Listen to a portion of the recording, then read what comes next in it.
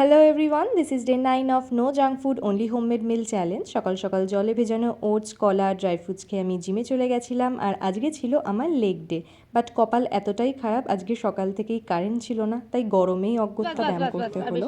আর আজকে আমাদের জিমে এক দাদার জন্মদিন ছিল। যেহেতু সবাই জিম করে, কে কতটা ভালোবাসে না, তাই আমরা পেস্ট্রি নিয়ে এসে জোগাড় করে কেক বানিয়ে নিয়েছিলাম, যেটা সাকসেসফুলও ছিল। যাই হোক, আজকে আমাকে সোহিনী বাড়ি ছেড়ে দিয়ে গেছিলো, যার জন্য আমি খুবই হ্যাপি, কজ সোহিনী আসলে আমাকে বাড়িতে হেঁটে যেতে হয় না। আর আমি কিন্তু কেকে হাত দিলেও কেক একটুও খাইনি, একটুও না। বাড়ি এসে গরম গরম ডিম সেদ্ধ খেয়ে পড়তে বসে গেছিলাম। আর প্রতিদিনই পড়তে বসলে এই পাখিটা এসে রোজ আমাকে ডিস্ট্র্যাক্ট করে, কী যে এর নাম আমার জানা নেই। দেন একটু খিদে খিদে পাওয়ায় আমি ফল কেটে নিয়েছিলাম, ছিল পেয়ারা আর কলা।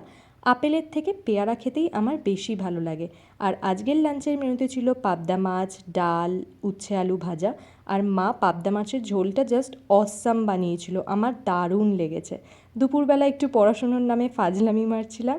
দেন আজকে রাতের জন্য আমি বানিয়ে নিয়েছিলাম চিকেন টিক্কা টাইপের, বাট আমি ভেবেছি নেক্সট দিন থেকে এটা এয়ার ফ্রায়ারে বানাবো, যাতে আরও হেলদি হয়।